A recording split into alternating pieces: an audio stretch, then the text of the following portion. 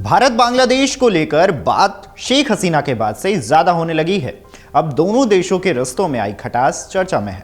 ऐसे में बांग्लादेश की अंतरिम सरकार के प्रमुख ने भारत को लेकर विवादित बयान दे दिया है, जिसके बाद से ही भारत ने बड़ा कदम उठा लिया है। यानी कि भारत ने यूनुस सरकार को लेकर बड़ा फैसला ले लिया है।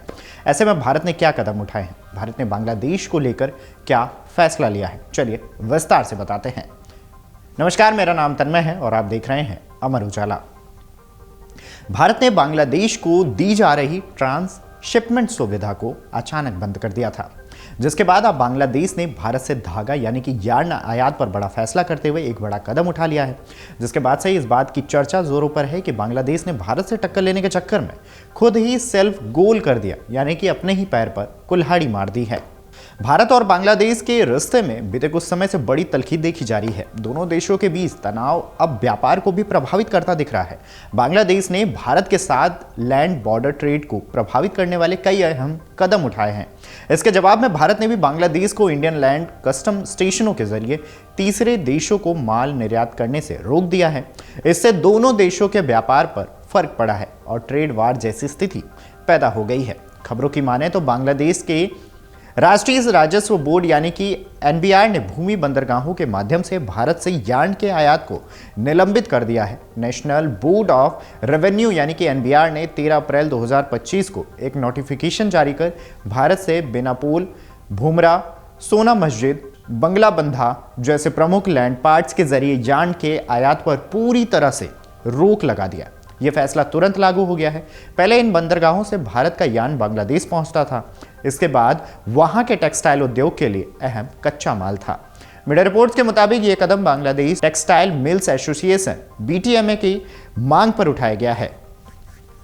बीटीएमए का कहना है कि भारत से जमीन मार्ग के जरिए आयातित सूत की कीमत समुद्री मार्ग से आने वाले सूत की तुलना में काफी कम है, जिससे स्थानीय मिलों को प्रतिस्पर्धा में नुकसान उठाना पड़ सकता है।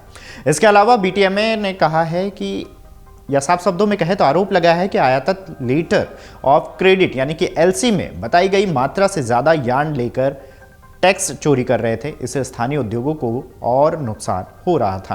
वहीं इससे पहले भारत ने बांग्लादेश को दी जाने वाली ट्रांसशिपमेंट सुविधा वापस ले ली थी।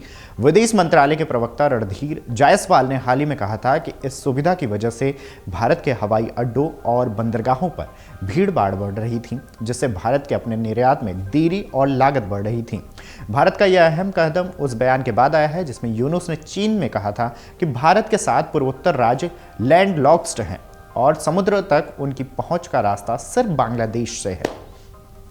उन्होंने चीन को इस मौके का फायदा उठाने का न्योता भी दिया था। इसके बाद भारत ने जमकर विरोध जताया और बांग्लादेश में अल्पसंख्यकों पर हो रहे हमलों को लेकर भी चिंता जताई थी। मीडिया रिपोर्ट्स की माने तो बांग्लादेश साल 2024 में भारत से लगभग 95% यार्न यानी कि धागा आयात करता रहा और कुल 12.5 लाख मैट्रिक टन यार्न आयात किया, जो साल 2023 के मुकाबले 31.5% ज़्यादा था। हालांकि यार्न का आयात समुद्री रास्तों और हवाई मार्गों से अब भी जारी रहेगा।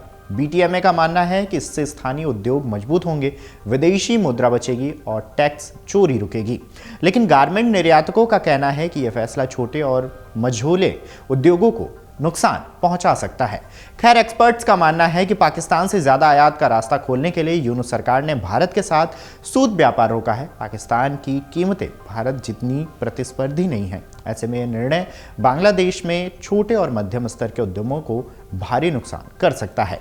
ऐसे में अब ये अटकलें भी लगाई जा रही हैं कि बांग्लादेश भारत से टक्कर लेने के चक्कर में कहीं बर्बाद न हो जाए, जैसे उसने धागे के आयात मामले में करके दिखाया है। अगर आप ये वीडियो YouTube पर देख रहे हैं तो हमारे चैनल को सब्सक्राइब कर बेल आइकन दबाएं और Facebook पर देख रहे हैं तो हमारे पेज को लाइक करें।